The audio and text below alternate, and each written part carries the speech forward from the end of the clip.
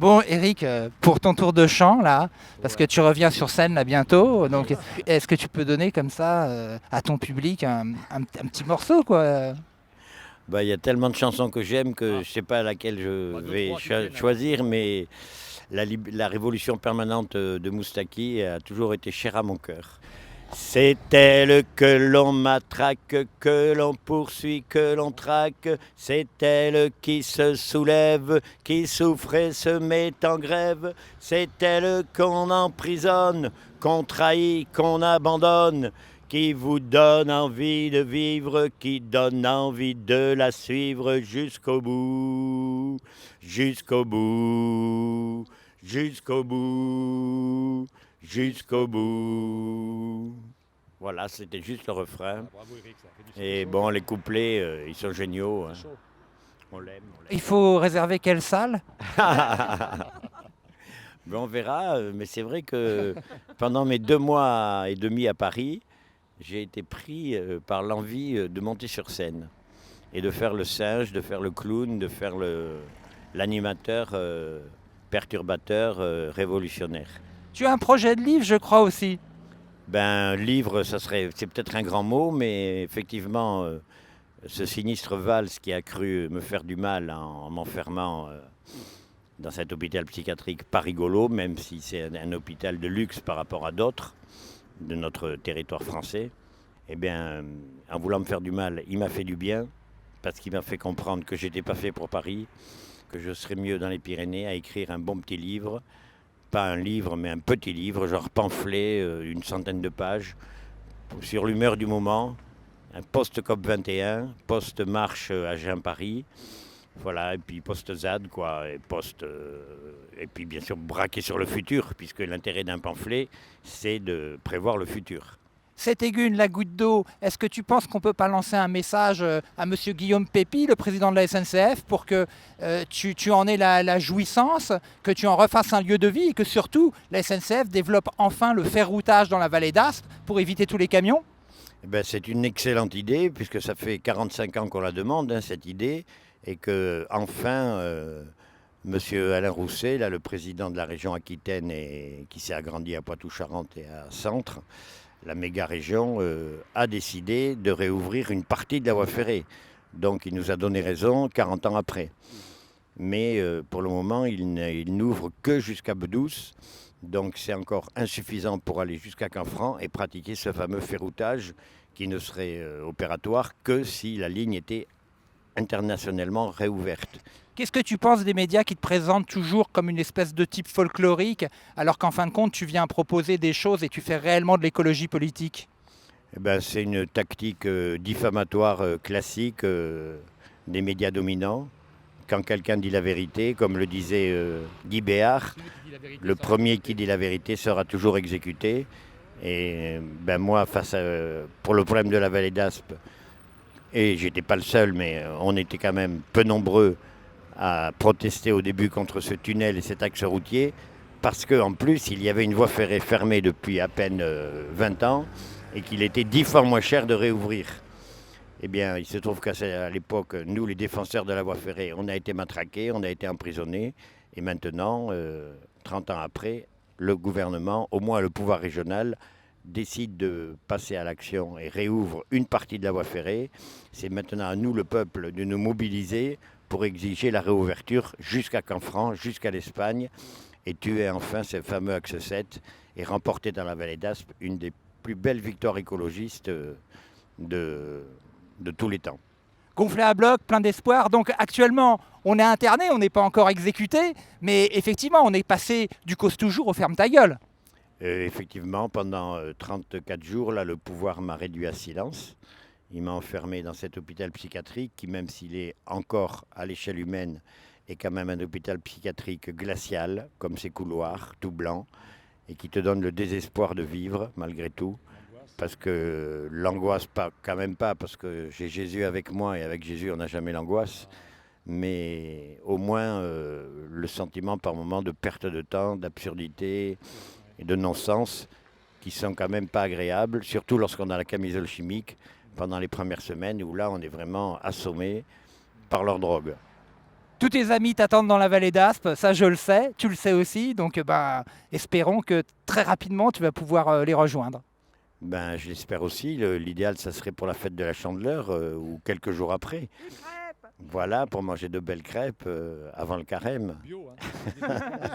Avec des œufs bio, bien sûr. Ah, ben, en Vallée d'Aspe, quasiment tout est bio, hein. Voilà. Alors, on a cette chance de vivre dans un petit paradis terrestre, pas du tout pollué. Mais Eric, c'est toi le plus bio. Ben, peut-être, c'est gentil. Merci du compliment, mon petit Géronimo. J'ai été arrêté le 29 décembre et on est le 2 février, donc 29, 30, 31, 3 jours en décembre, plus 31 en janvier, ça fait 34, c'est mon 35e jour. Voilà, ça commence à faire, hein, de privation de liberté, même si depuis 12 jours, j'ai les après-midi de libre de 13 à 18. Hein, c'est 5 heures de liberté sur 24. Hein. C'est une petite liberté. Hein. Ça pour combien de temps? Ben, d'après l'ordonnance du juge, enfin la décision de justice, il n'y avait aucune limite. C'était au psychiatre de demander la mainlevée, ce qu'il a fait hier. Donc la mainlevée est demandée. Donc maintenant la balle est de nouveau dans le camp de la justice et c'est à la justice de dire oui. Je pense qu'elle va le faire très vite. Tu ne devrais donc pas rester très longtemps ici. Je le crois profondément. Hein. C'est une question de jours maintenant. D'accord. Oui, bah écoute, nous on est là parce que on te connaît depuis longtemps, surtout moi. Depuis le Somport et bien d'autres épisodes. Et que t'interner, c'est faire passer un vieux militant écolo pour un fou, ce qui me semble totalement insupportable. Donc voilà, je suis venu te soutenir parce que dans ces moments-là, on est sans doute assez seul. Les copains oublient vite ceux qui sont condamnés à l'oubli et à l'isolement surtout. Et donc voilà, je pense qu'il faut qu'on rappelle qu'il y a des gens comme toi qui, quels que soient leurs défauts et leurs qualités comme nous, sont des gens qui restent fidèles à leurs convictions. Voilà, c'est pour ça qu'on est venu avec Jean-Baptiste. Et que derrière nous, il y a plein de gens qui pensent à toi et qui, j'espère, bon, je pense qu'avec ce que tu viens de nous dire, on n'aura pas besoin de revenir. Je l'espère en tout cas. Ben, je suis très touché, bien sûr, comme tu peux l'imaginer, de votre présence à tous les deux, bien sûr, parce que vous représentez de très belles idées et que vous combattez depuis longtemps. Je crois que moi, en effet, je vais vite être libéré, mais hélas, il y a d'autres internements abusifs en France, donc il ne faut pas les oublier, ceux-là non plus. Par rapport à l'état d'urgence, Par rapport à l'état d'urgence, écoutez, je fais partie des 6 députés qui ont voté contre la prolongation de l'état d'urgence et aussi contre ce qui ne se voyait pas mais qui était en fait la réalité, c'est-à-dire le durcissement de la loi de 55. Et avec l'enfumage auquel a procédé le Premier ministre dernièrement, faisant croire que les binationaux ne figureraient pas dans la Constitution, ce qui est vrai, mais c'est eux qui seront touchés, puisque la France va ratifier une convention de 1961 qui interdit, pas totalement d'ailleurs, l'apatridie. Donc un Français ne pourra pas devenir apatride, ce qui est quand même logique vu le nombre de conventions qui ont été signées pour ça. Et c'est surtout qu'on pourra être déchu de sa nationalité, non seulement pour des crimes, mais aussi pour des délits. Ce qui donc est encore plus grave. Donc, contrairement à ce qu'on nous fait croire, il n'y a pas eu d'adoucissement du projet, mais un durcissement. Et puis ce qu'il faut surtout regarder, c'est ce qui va venir après.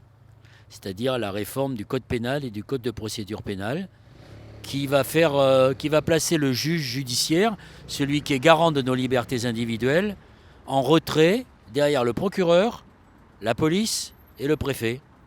Voilà, c'est ce qu'on appelle un détricotage de l'état de droit. Et puis c'est mettre en place une société du soupçon. Si vous interrogez les gens, ils vous disent « Ah ben moi je suis d'accord » parce qu'ils ont peur. Donc cette rhétorique, cette politique se nourrit de la peur, elle en a besoin, c'est son carburant. Et les gens vous disent « Mais moi j'ai rien à me reprocher ». Il faut regarder l'histoire et se souvenir que dans un certain nombre de régimes, ça commençait comme ça. Moi, je n'ai rien à me reprocher, mais l'autre, il a quelque chose à se reprocher. Donc, on entre dans une société du soupçon. Il n'y a rien de plus dangereux. qu'est-ce que vous pensez des déclarations que je trouve personnellement criminelles du président du FNSEA par rapport aux ZAD et le fait qu'il pourrait se substituer à la police, enfin que des agriculteurs pourraient se substituer à la police pour empêcher des opposants? Je répondrai à M. Belin, qui est par ailleurs le président d'un oligopole qui a racheté la presse agricole, qui est un des principaux promoteurs de l'agro-industrie, avec sa société Avril, ce fripotéol, qui a beaucoup de filiales, dont certaines sont dans le capital de projets, comme par exemple la porcherie de 23 000 cochons à La Baule, qui procède à l'accaparement de terres dans des pays du Sud pour faire de ce qu'on appelle des biocarburants qui ne sont rien d'autre que des agrocarburants, puisque c'est M. Belin qui a pratiquement le monopole sur ce type de carburant, propriétaire de l'huile Le Sieur et autres, qui est aussi président de la FNSEA, qui est donc en train d'entraîner ces malheureux paysans, et ce qui en reste, dans une logique qui va les amener au tombeau. Mais vous savez, monsieur, les gens de la FNSEA, pas tous, mais ils sont déjà des auxiliaires de la police. Regardez ce qu'ils ont fait à Sivins, les milices de la FNSEA qui tapaient sur les zadistes et même sur ceux qui ne sont pas zadistes et qui venaient soutenir ce combat. Donc quand on en est là à se dire qu'on peut se substituer à la police, c'est mauvais signe. Et j'espère que le ministre de l'Intérieur rappellera M. Belin à l'ordre des choses. Eh bien, je vous remercie. Est-ce que c'est pas le signe aussi qu'il y ait énormément plus de services de police ils ont peut-être peur aussi de la réaction de la population, non? Écoutez, aujourd'hui, à Notre-Dame-des-Landes, il se passe exactement ce qui s'était produit au Larzac il y a un peu plus de 40 ans, c'est-à-dire un lien qui s'est créé entre les paysans et les zadistes. Mais contrairement à ce que pense l'esprit commun, les zadistes ne sont pas des criminels, ne sont pas des gens qui sont une menace pour la société. La menace pour la société, elle n'est pas là. Et donc il faut arrêter de criminaliser ces gens-là qui défendent une autre conception du monde, des relations humaines, de la tolérance, de la solidarité. Il se passe beaucoup de choses dans les ZAD, beaucoup de choses, beaucoup d'expériences sont conduites qui n'ont rien à voir avec le rejet de la société, mais qui sont la construction d'une autre société. C'est ça qu'il faut comprendre. Air France Goodyear, la criminalisation des syndicalistes et des revendications, c'est du même tonneau pour vous? Oui, ça fait partie de la même chose. Moi, je pense que ce qui est en train de se mettre en place, de cet état d'urgence qui va se prolonger et qui finalement deviendra un état du quotidien, c'est une manière de mater tout ce qui est rebelle dans la société. Voilà, qu'il s'agisse des syndicalistes, des écologistes, de ceux qui se défendent, qui se battent pour les droits de l'homme ou pour plein de choses, ceux qui ne sont pas dans la norme. Et c'est assez global, non? C'est pas seulement en France, c'est aussi... Oui, c'est un phénomène qui n'est pas exclusivement français. Oui, on voit bien qu'il y a un repli des sociétés en Europe. Et en même temps, vous voyez fleurir dans certains pays des vieux, mais qui défendent notre société. C'est Jeremy Corbyn en Angleterre et aujourd'hui Sanders aux États-Unis. Voilà, ça fait 40 ans qu'il est député et il se déclare socialiste, ce qui est quand même extraordinaire en Amérique. Et il a talonné Hillary Clinton. Mais Hollande va peut-être se déclarer socialiste. Oui, peut-être. Ouais, peut-être qu'un jour, ce sera la grande surprise du jour. Je vous remercie, monsieur Noël Mamère. Merci. Bon, Noël, tu trouves les bons mots quand même. Hein. Tu trouves les bons mots, hein.